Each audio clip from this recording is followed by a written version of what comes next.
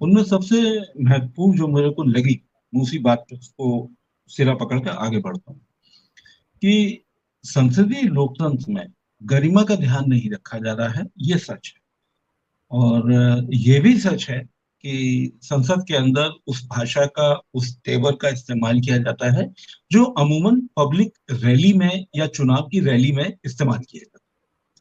अभी तक मतलब ये माना गया है कि जो भी प्रधानमंत्री जवाब देते आ रहे हैं, भाई हम तो अपने 70 साल का देखेंगे, या फिर अगर हमने जहां से संविधान लिया है ब्रिटेन का, हम वहां देखेंगे। तो जो भी प्रधानमंत्री या जो सर्वोच्च पद पर बैठा हुआ व्यक्ति है, अगर वो जवाब देता है सांसदों के, अपने जो कॉमन्स के है जिसके भी, तो वो कम से कम मुद्दों पे बात करता है, और उसके तेवर कम से कम वो भाव भंगिमा वैसी नहीं होती है जैसी एक उच्च संसदीय प्रतिमान जिसके लिए स्थापित किए गए। इस बात से मैं सहमत हूं। अब सवाल यह है कि लोकतंत्र की परंपराओं का, अब आप एक चीज ये पे ध्यान दीजिए।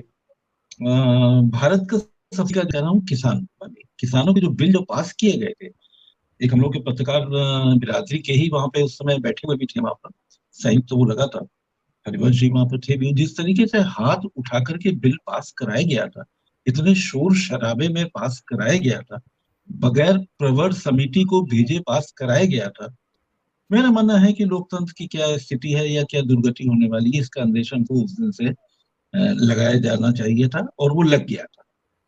और यही नहीं, उसको इतनी भलाई वाला बताया गया, लेकिन विपक्ष अपना नैरेटिव कभी भी कायम नहीं करता।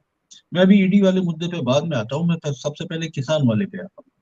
किसान वाले में किसान नेताओं ने बिल्कुल साफ कहा कि आप हमको बताइए तो सही कि आपने किन किसान समूह से आपने बात की है। सरकार के पास इसका जवाब नहीं था, निरुत्तर रही थी वो। बाद में कुछ ऐसे ऐसे कुछ लेटर पैड जो सामने आए थे, और जो कुछ एक कुछ कथित मेन स्ट्रीम चैनल ने वो दिखाए भी थे, वो ऐसे लोगों को लाए भी थे, लेकिन उनको तो सिरे से नकार दिया गया था। वो एक विपक्ष के पास में एक बहुत बड़ा, एक कहना चाहिए कि एक लोकतांत्रिक अधिकार था, एक हथियार उनको मिला था, एक बहुत बड़ा मिल गया था सत्तारूढ़ भारतीय जनता पार्टी पर हमला करने के लिए। मैं यहाँ पर एनडीए सरकार का इस्तेमाल नहीं करना चाहूंगा, क्योंकि जब से ये बहुसंख्यकवाद या संख्या के आधार पर मामला आ रहा है, अब आजकल एनडीए कम बोला जाता है, भाजपा ज्यादा बोला जाता है। एनडीए भी बीच बीच में याद कर लिया जाता है, लेकिन बोला भाजपा ही के जाता है, और मोदी जी ही बोला जाता है। तो वो एक बहुत बड़ा था, वो मौका गवा दिया गया। सरकार उस समय कॉर्नर एक हाशिए पे कटघरे में खड़ी हो गई थी, और लेकिन वो मुद्दा आप आगे तक नहीं बढ़ा सके, चुनाव तक नहीं पहुंच सका। उत्तर प्रदेश का चुनाव उसी के साय तले हुआ था, मतलब उसकी वापसी, और वापसी के कुछ समय के बाद ही हुआ। और उत्तर प्रदेश में आप ये याद करिए कि जब वहाँ पर किसानों की कितनी सारी मौत हो गई थी वहां पर प्रदर्शन करते हुए, इसके बावजूद भी उत्तर प्रदेश में जबरदस्त बहुमत के साथ में वापसी हुई थी। जबकि उस आंदोलन में पंजाब और पश्चिमी उत्तर प्रदेश और हरियाणा का जबरदस्त समर्थन हुआ। तो पहला तो ये। अब दूसरा मुद्दा, जिस मुद्दे पे आप उसको निशाने पे ला सकते थे, वो मुद्दा लोगों के हाथ से निकल गया। अब दूसरा मुद्दा, अब आप आते हैं हमारे ईडी और ये सीबीआई वाले मुद्दे पे। ईडी और सीबीआई वाले मुद्दे पर देखिए, दो चीजें हैं। हम लोग अपनी बौद्धिक बहस में चाहे जो करने की गलत कर रहे हैं, मैं उसको गलत नहीं मानता।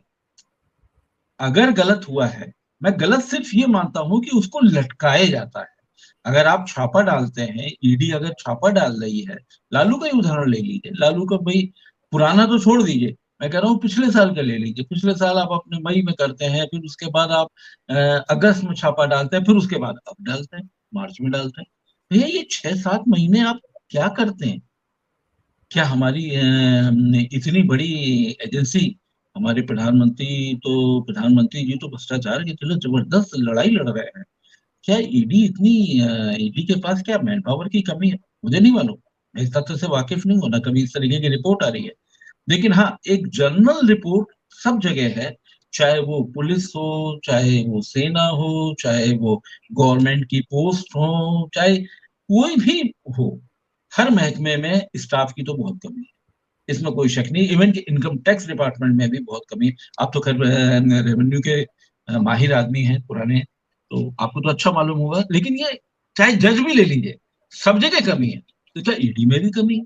और अगर कमी है और भारतीय जनता पार्टी के अगर वो मुख्य सहारा बनी हुई है सत्ता में वापसी का या विपक्ष को कटघरे में खड़ा करने का, तो वहां कम से कम वो जो खाली पद है वो क्यों नहीं भरे जा रहे?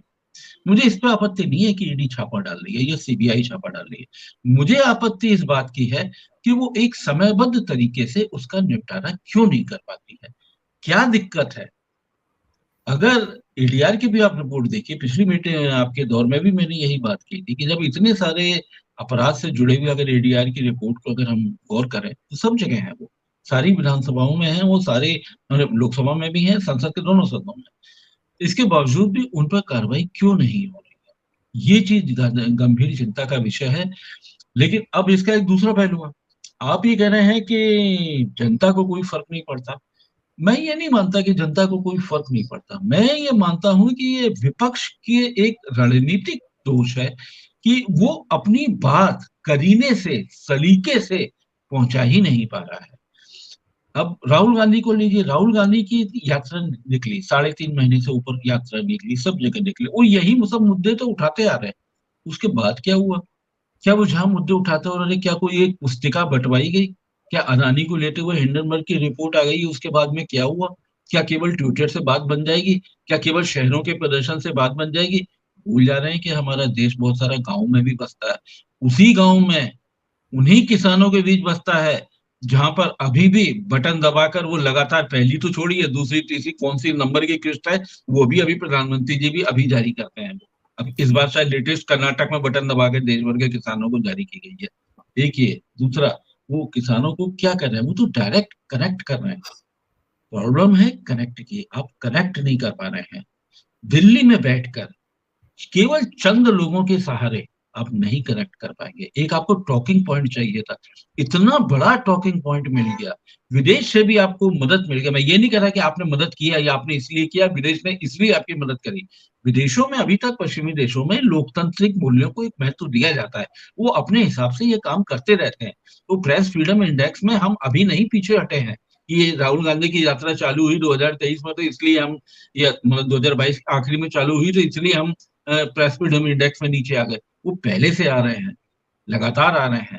तो वो चीजों पर हमको देखना पड़ेगा। और जब तक हम एक कम्युनिकेशन, एक टेक्नोलॉजी या कम्युनिकेशन प्रणाली अगर भाजपा के तरीके से नहीं हम स्थापित कर पाते, नहीं बना पाते हैं, लोगों तक अपनी बात नहीं पहुंचा पाते। अब आप देखिए, आपके पास में कोई कार्ड नहीं है, अदानी वाला मामला है, बिल्कुल ठीक है, लेकिन क्या गांवों में अदानी का कोई मतलब है? ठीक है, उनका अदानी का एक ब्रांड है, वो खाने पीने का, उसका लोग इस्तेमाल कर लेते हैं, सुन लेते हैं, वो एयरपोर्ट बना रहा है, वो ये बना रहा है, वो बना रहा है। क्या गांवों की जिंदगी से कोई सरोकार इनका है अदानी के साथ? नहीं है। सरकार ने दिया, कैसे दिया, नियम बदल करके दिया, आपको तो ये बोलना है ना इसको, लेकिन आप नहीं पहुंचा पा रहे हैं। आप केवल कुछ जगह पे ही आप केंद्रित है।